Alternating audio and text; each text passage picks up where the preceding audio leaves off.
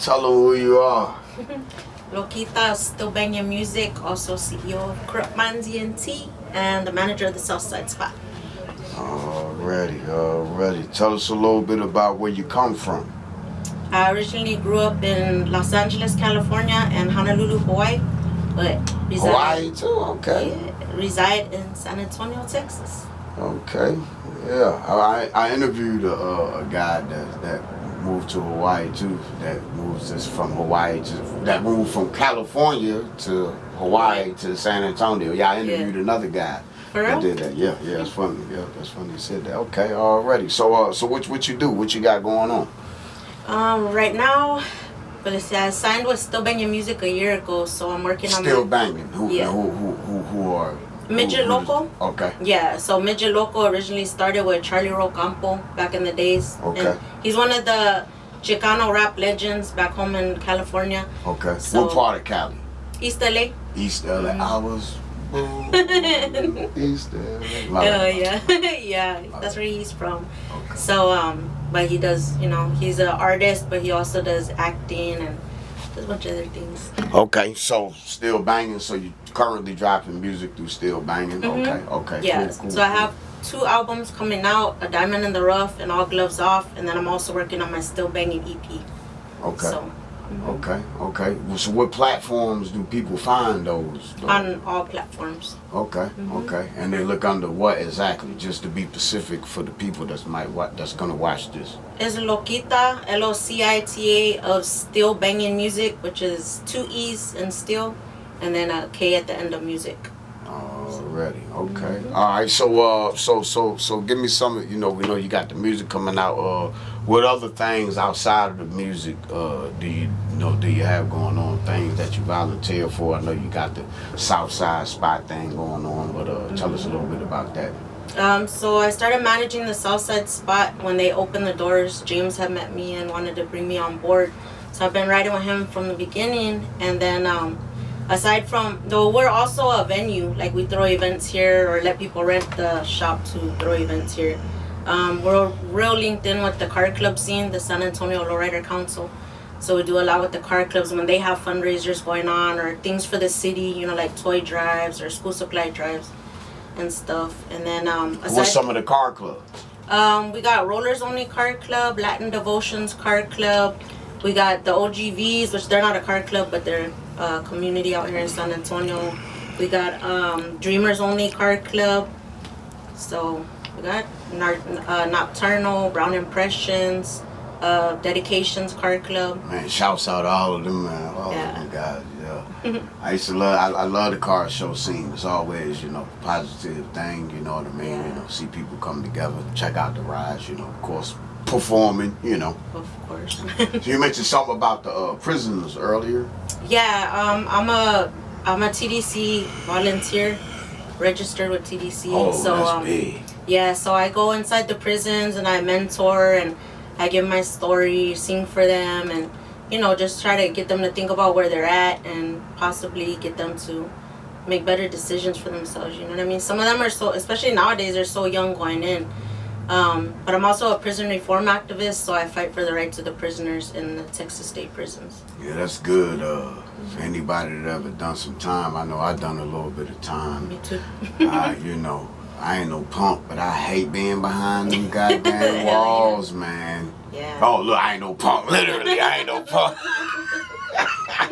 But no, man, but it ain't, you just don't want to be behind them walls because you can't do nothing. I mean, of course, if you got a strong mind, you know what I'm saying, you can handle it. But man, I had one homeboy, he was in the prison in Katrina in Louisiana. Yeah. And they left him for dead. So, you're just so powerless being in prison. So, it's good that you're doing that now, because if you fighting for prison reform, then that helps the prisoners be a better person when they come out if they're treated better. Definitely.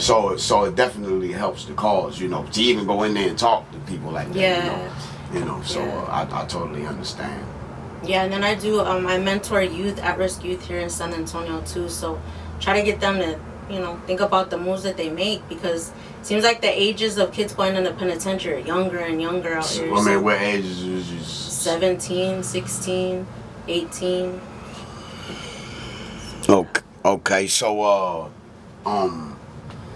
do what do you feel are some of the solutions that you think can, help the youngsters? I feel like it's a lot of us artists and a lot of people doing stuff in the community. Like, we know as artists that these kids look up to rappers, right? So I feel like there's too much of us glamorizing that lifestyle, and especially so many people that didn't even come from that lifestyle, making money off these kids, making them think that this is a lifestyle they came from, they know about, which they don't. And then those of us that have actually are ex-convicts and we're active in the gang scene, we're the ones that need to step up and step out for these kids and let them know the reality of what it really is, like being in the penitentiary or picking up a felony, and then years later nobody wants to rent you, nobody wants to give you a chance because your record follows you everywhere. You know what I mean? So you kind of like, the people you kick it with is everything, Company you keep, people you hang out with, the real friends, yeah, so you gotta find people that are, it's not, I feel like a lot of these kids think that their homies are the ones that are applauding their downfalls, you know what I mean? Thinking it's cool to be out here acting a fool instead of like, encouraging them to do better. Like, I consider my small circle accountability partners, you know what I mean? So I'm gonna ask you a serious question because I don't want to get too serious. Yeah. So you feel like it's more people being born or more people dying? I think there are more people dying. Okay.